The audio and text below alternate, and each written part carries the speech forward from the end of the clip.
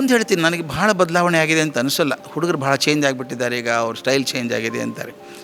ಮಾತು ಚೇಂಜ್ ಆಗಿರಬಹುದು, ಬಳಸೋ ಭಾಷೆ ಬದಲಾಗಿರಬಹುದು, ಬಟ್ಟೆ ಬದಲಾಗಿರ್ಬೋದು, ಅದರ ಮನುಷ್ಯನ ಭಾವನೆಗಳು ಹಾಗೇ ಇದ್ದಾವೆ. ನಾವೇನು ಮಾಡಬೇಕು ಅಂದರೆ ಪ್ರತಿಯೊಂದು ಹುಡುಗ ಹುಡುಗಿ ಒಳಗೆ ಒಂದು ಮಗು ಇದೆ ಹೃದಯದೊಳಗೆ, ಅದನ್ನು ಮುಟ್ಟಬೇಕು. ನಾವಲ್ಲಿ ಸೋತಿದ್ದೀವಿ, ಅವ್ರನ್ನ ಕಂಟ್ರೋಲ್ ಮಾಡೋಕ್ಕೆ ಹೋಗ್ತೀವಿ. Control is A negative word. ನಿಜವಾಗ್ಲೂ ಸಪೋರ್ಟ್ ಮಾಡಿದ್ರೆ ಅವರು ಭಾಳ ಚೆನ್ನಾಗಿದ್ದಾರೆ. ನನ್ನ ಪ್ರಕಾರ ಆ ವಯಸ್ಸಿನಲ್ಲಿ ನಾವು ಹೇಗಿದ್ದೀವೋ ಅದಕ್ಕಿಂತ ಚೆನ್ನಾಗಿದ್ದಾರೆ ಅವರು. ಅವ್ರಿಗೆ ಜಗತ್ತು ದೊಡ್ಡದಾಗಿದೆ, ವಿಷಯ ಸಿಗ್ತದೆ ಕೈಗೆ, ನಮಗೆ ಸಿಗ್ತಿರಲಿಲ್ಲ, ಏನೂ ಸಿಗ್ತಿರಲಿಲ್ಲ. ಅದರಿಂದ ಮಕ್ಕಳಲ್ಲಿ ದೋಷ ಇಲ್ಲ, ಅವ್ರು ಹಿಡಿಯೋದ್ರಲ್ಲಿ ನಾವು ಸೋತಿದ್ದೀವಿ.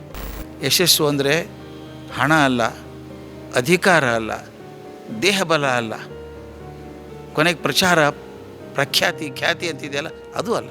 ನನ್ನ ಪ್ರಕಾರ ಯಶಸ್ಸು ಅಂದರೆ ನೀವು ಜೀವನಕ್ಕೆ ಏನು ಕೊಟ್ಟು ಹೋಗ್ತೀರಿ ಅನ್ನೋದ್ರ ಮೇಲೆ, ಜಾಯ್ ಆಫ್ ಗಿವಿಂಗ್.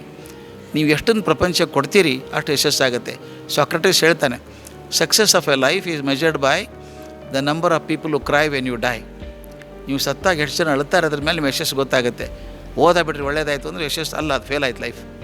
1,000 ಜನ ಕಣ್ಣೀರು ಹಾಕಬೇಕು ಅಂದಾಗ ಓ ಸಾರ್ಥಕ ಜೀವನ ಅಂತ ಅನಿಸ್ಬೇಕು. ಇನ್ನೊಂದು ನನಗೊಂದು ಅರ್ಥ ಆಗಬೇಕಾದದ್ದು, ನಾನು ಎಷ್ಟೇ ಪ್ರಯತ್ನ ಮಾಡಿದರೂ ಕೂಡ ಇನ್ನೊಬ್ಬರ ಹಾಗೆ ಆಗೋಕ್ಕೆ ಸಾಧ್ಯ ಇಲ್ಲ. ನಾನು ಯಾರಂಗೋ ಆ್ಯಕ್ಟಿಂಗ್ ಮಾಡೋಕ್ಕೆ ಹೋದರೆ, ಯಾರಂಗ ಹಾಡೋಕ್ಕೆ ಹೋದರೆ ನಾನು ಆಗೋಕ್ಕೆ ಸಾಧ್ಯ ಇಲ್ಲ. ಈಗ ನೋಡಿ, ನಿಮ್ಮ ಕೈಯನ್ನು ನೋಡ್ಕೊಳ್ಳಿ, ಕೈ ಬೆರಳಿನ ತುದಿ ಕೆಲವು ಗೆರೆಗಳಿದ್ದಾವೆ, ಅವು ನಾವು ಫಿಂಗರ್ ಪ್ರಿಂಟ್ಸ್ ಅಂತ ಕರಿತೀವಿ. ಆಶ್ಚರ್ಯ ಅನಿಸಲ್ವಾ? ನನ್ನ ಕೈ ಮೇಲೆ ಇರುವಂಥ ಗೆರೆ ಪ್ರಪಂಚದ ಇನ್ನು 800 ಕೋಟಿ ಜನಕ್ಕೆ ಮ್ಯಾಚ್ ಆಗೋಲ್ಲ, ಹೊಂದಲ್ಲ. ಅಷ್ಟು ಯುನೀಕ್ ಆಗಿದೆ. ನೋಡಿದ್ರೆ ಒಂದೇ ಥರ ಅನ್ನಿಸ್ತಾವೆ ನೋಡಿದ್ರೆ ಅವು. ಅದ್ರಂಗಿಲ್ಲ. ಅದಕ್ಕೆ ಬ್ಯಾಂಕ್ನವ್ರು ನಿಮ್ಮ ಸಿಗ್ನೇಚರ್ಗಿಂತ ಹೆಬ್ಬಟ್ಟು ನಂಬ್ತಾರೆ ಅವರು. ಅಷ್ಟು ಒರಿಜಿನಲ್ ಆಗಿದ್ದೀವಿ.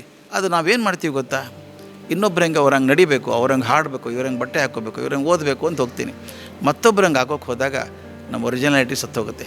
ಈಗ ನೋಡಿ, ನನಗೆ ಎಷ್ಟು ಕಾಡತ್ತೆ ಅಂದರೆ, ಎಲ್ಲೇ ಕಡೆ ಹೋಗಿ ನೀವು ಲೇಬರ್ ಸಿಕ್ಕಲ್ಲ, ಕೆಲಸಗಾರ ಸಿಕ್ಕಲ್ಲ, ಕಾರ್ಪೆಂಟರ್ ಸಿಕ್ಕಲ್ಲ, ಆಫೀಸಲ್ಲಿ ಕೆಲಸ ಮಾಡೋರು ಸಿಗಲ್ಲ ಅಂತೀವಿ. ಇನ್ನೊಂದು ಕಡೆ ನಿರುದ್ಯೋಗ ಇದೆ ಅಂತ ಹೇಳ್ತೀವಿ. ಒಂದು ಕಡೆ ನಿರುದ್ಯೋಗಿಗಳನ್ನು ಕೂತಿದ್ದಾರೆ, ಆ ಕಡೆ ಕೆಲಸ ಯಾರೂ ಸಿಗ್ತಾಯಿಲ್ಲ ಅಂತೀವಿ. ಕಾರಣ ಇಷ್ಟೇ, ಜನ ಇದ್ದಾರೆ, ಕೌಶಲ್ಯ ಇದ್ದು ಅಂತ ಜನ ಇಲ್ಲ. ಅದು ಕೊಟ್ಟರೆ ನಿರುದ್ಯೋಗಿತನ ಕಮ್ಮಿ ಆಗುತ್ತೆ, ಕೆಲಸಕ್ಕೂ ಪ್ರಯೋಜನ ಆಗುತ್ತೆ. ಈಗ ಮನೆಯಲ್ಲೊಂದು ನಿಮಗೆ ಸಣ್ಣದೊಂದು ಪೈಪ್ ಹಾಕಬೇಕಂದ್ರೆ ಸಿಗಲ್ಲ ಪ್ಲಂಬರು, ಖಾಲಿ ಕಟ್ಟೆ ಮೇಲೆ ಕೂತು ಹಾಳು ಮಾಡ್ಕೊಳ್ತಾ ಇರ್ತಾರೆ ಟೈಮು. ಅದಕ್ಕೆ ಕೌಶಲ್ಯಾಭಿವೃದ್ಧಿ ಇವತ್ತು ನಮ್ಮ ದೇಶ ಮುಂದೆ ಹೋಗ್ಬೇಕಾದ್ರೆ ಅದು ಭಾಳ ಮುಖ್ಯವಾಗಬೇಕಾದದ್ದು. ಒಂದು ಮೈಸೂರು ಮಲ್ಲಿಗೆ, ಒಳ್ಳೆ ಮಲ್ಲಿಗೆ ಹೂವಿನ ಹಾರ ತೊಗೊಂಬನ್ನಿ, ಮನೇಲಿ ತೂಗು ಹಾಕಿ, ಇಡೀ ರೂಮ್ ಘಮ ಘಮ ಅಂತ ಇರುತ್ತೆ ಅಲ್ವಾ? ಒಂದು ಪ್ಲಾಸ್ಟಿಕ್ ಹಾರ ಹಾಕಿ, ಏನು ಘಮ ಇಲ್ಲ. ಅದು ಆರ್ಟಿಫಿಷಿಯಲ್ ಫ್ಲವರ್, ಇದು ರಿಯಲ್ ಫ್ಲವರ್. AI ನಮಗೆ ಥ್ರೆಟ್ ಇಲ್ಲ, ಅನುಕೂಲ ಇದೆ. ಅದೊಂದು ಸೇವಕ, ಅದು ಸೇವಕರಂತೆ ಬಳಸಿದರೆ ಒಳ್ಳೆಯದು, ಅದನ್ನು ಬಾಸ್ ಮಾಡ್ಕೋಬಾರ್ದು. ಮತ್ತು ಇನ್ನೊಂದು ಹೇಳ್ತೀನಿ, ಯಾರು ಅದೇ ಕೆಲಸ ತಿರ್ಗಾ ರಿಪೀಟೆಡ್ ಕೆಲಸ ಮಾಡ್ತಾರೋ ಅವ್ರಿಗೆ AI ಅಡ್ಡಿ ಇಲ್ಲ. ಒರಿಜಿನಲ್ ಕ್ರಿಯೇಟಿವ್ ಥಿಂಕರ್ಸಿಗೆ AI ಪ್ರಯೋಜನ ಇಲ್ಲ. ನಮ್ಮಲ್ಲಿ ಏನಾಗಿದೆ, ಬಹಳಷ್ಟು ಜನ IT ಕಂಪ್ನಿಯಲ್ಲಿ ಕೆಲಸ ಮಾಡೋರಿಗೆ ಒತ್ತಡ ಜಾಸ್ತಿ ಅಂತ ಹೇಳ್ತಾರೆ. ಎಲ್ಲ ಕೆಲಸದಲ್ಲಿ ಒತ್ತಡ ಜಾಸ್ತಿ ಅಂತಾರೆ. ಮನೆ ಮತ್ತು ಕೆಲಸ ಎರಡನ್ನೂ ಸಮಾಂತರವಾಗಿ ನಿಭಾಯಿಸೋಕೆ ಕಷ್ಟ ಆಗ್ತಾಯಿದೆ. ಯಾಕೆ ಗೊತ್ತಾ? ನನಗೆ ಪ್ರಯಾರಿಟಿ ಗೊತ್ತಿಲ್ಲ ಯಾವ್ದು ಮಾಡಬೇಕು ಅಂತ. ಕೆಲವರು ಬರೀ ಕೆಲಸದ ಹಿಂದೆ ಹೋಗಿ ಮನೆ ಬಿಟ್ಟುಬಿಡ್ತಾರೆ, ಕೆಲವು ಬರೀ ಮನೆ ಅಂದ್ಕೊಂಡು ಕೆಲಸ ಕಮ್ಮಿ ಮಾಡ್ಕೋತಾರೆ. ಎರಡೂ ಸರಿಯಲ್ಲ. ಮತ್ತು ಇನ್ನೊಂದು, ಟೈಮ್ ಸಾಲಲ್ಲ ಅನ್ನೋದೊಂದು ನೆಪ. ಅದು ನನ್ನ ಪ್ರಕಾರ. ಇಂಗ್ಲೀಷಲ್ಲೊಂದು ಮಾತಿದೆ, busy man is one who has time for everything ಅಂತ. ನನಗೊಬ್ಬರು ಕೇಳಿದರು, ಡಾಕ್ಟರ್ ಭಾಳ ಚಂದ ಬುದ್ಧಿ ಕಲಿಸಿದರು. ಟೈಮೇ ಸಾಲ್ತಾ ಇಲ್ಲ, ನನಗೆ ಪ್ರೆಷರ್ ಆಗ್ತದೆ ಅಂದೆ. ಅವ್ರು ಕೇಳಿದ್ರು, ಪ್ರಧಾನಮಂತ್ರಿ ಎಷ್ಟು ಟೈಮ್ ಇದೆ ದಿವಸಕ್ಕೆ ಅಂತ ಕೇಳಿದ್ರು. 24. ನಿನಗೆ ಎಷ್ಟಿದೆ? 24 ತಾಸು. ಮತ್ತು 24 ತಾಸು ದೇಶ ನಿಭಾಯಿಸಬೇಕಾದ್ರೆ ನೀನು ಕೆಲಸ ಮಾಡೋಕ್ಕಾಗಲ್ವ ನಿನಗೆ? You don't how to plan. ಮಕ್ಕಳಿಗೆ ಹೇಳಬೇಕಾದದ್ದು, ಪ್ಲ್ಯಾನ್ ಯುವರ್ ವರ್ಕ್. ಬೆಳಗ್ಗೆ ಎದ್ದ ತಕ್ಷಣ ಡೈರಿಯಲ್ಲಿ ಬರೀರಿ, ಏನು ಮಾಡಬೇಕು, ಏನು ಮಾಡ್ತೀನಿ. ಸಾಯಂಕಾಲ ಚೆಕ್ ಮಾಡಿದ್ದೀರಾ ಅಂತ. Automatically 50% of the time save ಆಗುತ್ತೆ. ಈ ನಮ್ಮಲ್ಲಿ ವಯಸ್ಸಿನ ಮಕ್ಕಳಿದ್ದಾರಲ್ಲ, ಹೊರಗಡೆ ಇಂಟ್ರ್ಯಾಕ್ಟ್ ಮಾಡೋಕ್ಕೆ ಮನಸ್ಸಿಲ್ಲ ಅವ್ರಿಗೀಗ.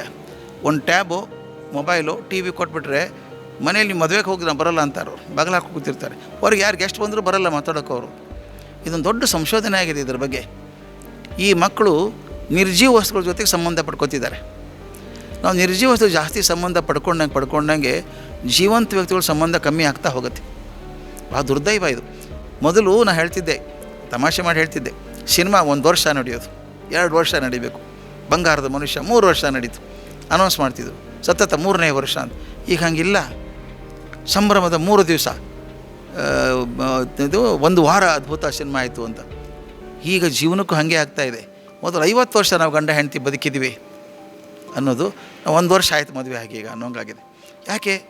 ನಾವು ವಸ್ತುಗಳ ಜೊತೆಗೆ, ನಿರ್ಜೀವ ವಸ್ತುಗಳ ಸಂಬಂಧ ಕಟ್ಕೊಂಡು ಜೀವಂತ ವಸ್ತುಗಳ ಬಗ್ಗೆ ಕಟ್ಕೊಳ್ಳೋಕ್ಕಾಗ್ತಾಯಿಲ್ಲ ನನಗೆ. ದೊಡ್ಡ ಫೇಲ್ಯೂರ್ ಅದು. ಸಮಾಜ ವ್ಯವಸ್ಥೆಗೆ ತೊಂದರೆ ಆಗುತ್ತೆ, ಇದರಿಂದ ಸಂಸಾರಕ್ಕೆ ತೊಂದರೆ ಆಗುತ್ತೆ. ಹುಡುಗರು ಹೇಳೋದು ನಾನು, ದಯವಿಟ್ಟು ಹೊರಗಡೆ ಹೋಗಿ ಮನೆ ಬಿಟ್ಟು ನಿಸರ್ಗ ನೋಡಿ. ನಿಸರ್ಗದಿಂದ ಕಲಿಯೋದು ತುಂಬ ಇದೆ. ನಾವು ಅಡವಿಗೆ ಹೋಗಿ, ಕಾಡಲ್ಲಿ ಹೋಗಿ ತಿರುಗಾಡ್ಕೊಂಬನ್ನಿ ಸ್ವಲ್ಪ, ಏನೂ ತೊಂದರೆ ಇಲ್ಲ. ನಾನು ಇದನ್ನು ನೋಡಿದ್ದೀನಿ ಬೇರೆ ದೇಶದಲ್ಲಿ.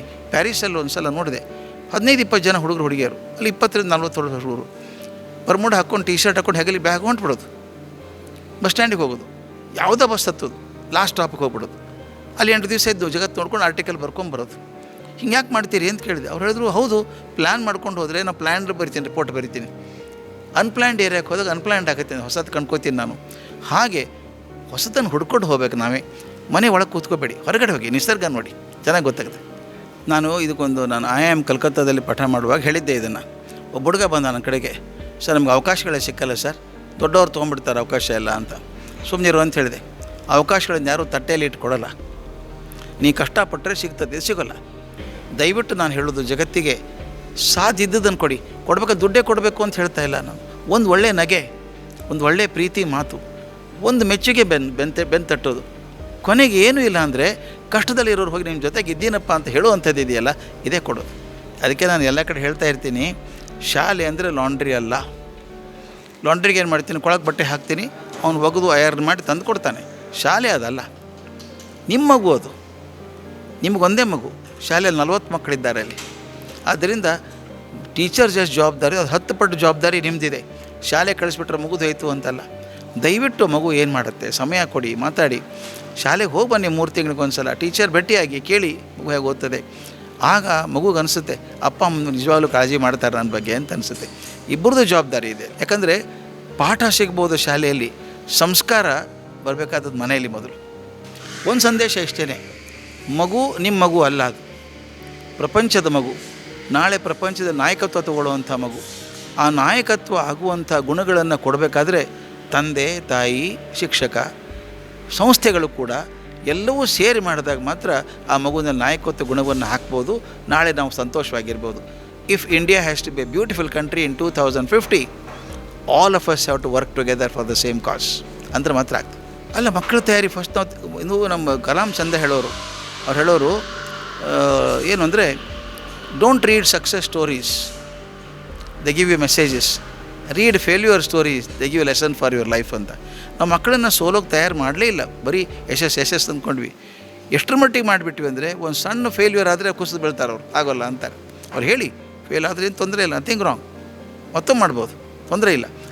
ಲಿಂಕನ್ ಜೀವನ ಮಾದರಿ ಆಗಬೇಕು. ಮಕ್ಕಳಿಗೆ ಹೇಳಬೇಕು, ಫೇಲ್ ಆದರೆ ಏನು ತೊಂದರೆ, ತಪ್ಪೇನಲ್ಲ, ಮತ್ತೊಂದು ಸಲ ಗೆಲ್ಬೋದು. ಆದರೆ ಫೇಲೇ ಆಗಬಾರ್ದು ಅಂತ ಎತ್ಕೊಂಡು ಕೂತ್ಕೊಂಡಾಗ ಅಕಸ್ಮಾತ್ ಫೇಲ್ ಆದರೆ ಎದೆ ಹೊಡೆದೋಗುತ್ತೆ.